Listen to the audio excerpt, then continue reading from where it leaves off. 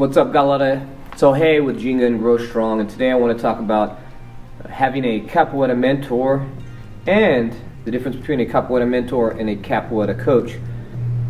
Now, this is the exact same thing. You may have heard of things like having a business coach or having a business mentor or having a fitness coach or a fitness mentor or just a mentor in general, whatever it happens to be. Now today I'm going to explain the difference and why it's important to have a Capoeira mentor. Now you need to seek one out. Usually the person that teaches your Capoeira class, if you're in a Capoeira group, is your teacher. It could be an instructor, it could be a graduado, it could be a mestre. Now, in one of my interviews that I did for my long-term project called The 7 Habits of Highly Successful Capoeira Students, I interviewed Mestre Pinga Fogo of Corda de Ouro, Ginga, Brazil, who's currently residing in Austin, Texas.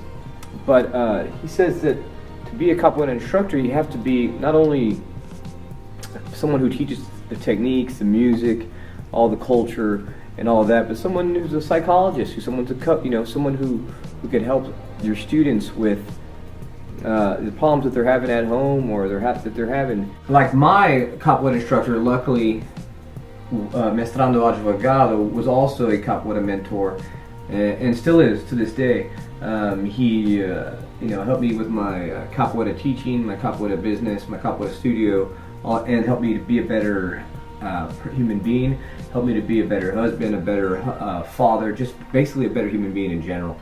So, but that's not the case for everybody. So whatever it is for you, if your direct instructor is not that person that you respect in that manner, you should always respect your instructor no matter what. And but if it's not in that manner, then you should probably seek out another Capoeira mentor to guide you. And I'm not talking about being like unloyal, to your group and these type of things. Because being loyal is very important. But like my mestre, I still look up to my mestre as one of my Capoeira mentors.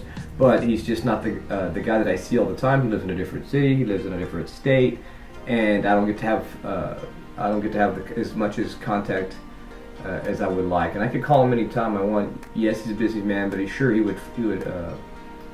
would take my phone call. And this is the case for a lot of people living in the United States, in the UK, maybe, or all around the world. Maybe their mestre is just lives out of town. So because Capoeira is all of that, and traditionally that's what a mestre does. And someone who shows you a better way than like back in Brazil, in the streets of Brazil, to take you away from the poverty and take you away from the trouble and the gang members and the drug dealers and that type of stuff, because that's what it is. It's life or death for them, or it's them choosing a bad life, or choosing a productive or an honest life, or enjoying the Capoeira group. And not that all instructors and mestres are like that. Remember that it is a street martial art, and it could be territorial. Although getting better, it still has some of that resounding in the inner cities. So the difference between the mentor is that sometimes if you're in a bigger school that someone's just teaching your classes, they get paid to teach them, or they're just helping out the master, they may not be the best type of human being. They could have awesome Capoeira, they could have awesome skills, but they're probably not the best human beings. There may be some womanizers, or there may be just like some not drug abusers, but maybe just like to party too much, or whatever it is, something that you don't like about them. They're just not the best type of human beings, but they're the ones that happen to be teaching the class. So the mentor, on the other hand, is someone who's going to lead you and share with you the vision, what it means to be a Capoeira, what it means to have a long-term relationship in Capoeira, to be successful, and share that vision with you, and to help you develop your own vision if you're going to stay in Capoeira and be that long-term vision. Now, if you go to events and you go take workshops with people, those are just the Capoeira coaches. They happen to be in that particular thing to help you solve these short-term problems. Hey, your Ginga's bad, or you're too low, or this technique is wrong. Do this like this. Okay, and then the Capoeira mentor is the person that's going to be like, well, you need to do this. You need to stay loyal. You need to resolve these problems. You need to do this, and if you want to be great in Capoeira, you need to do this.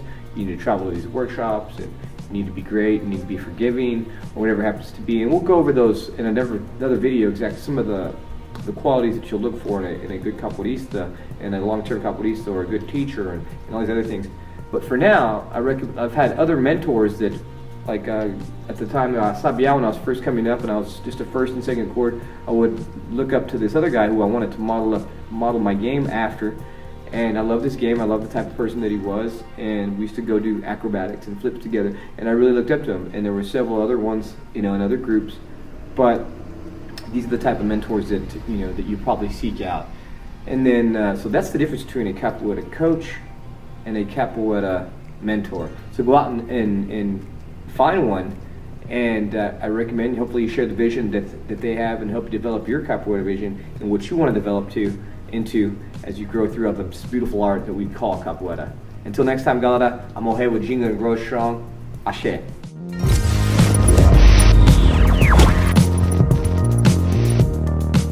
And don't forget to like, share, comment, and subscribe. Jinga and Grow Strong.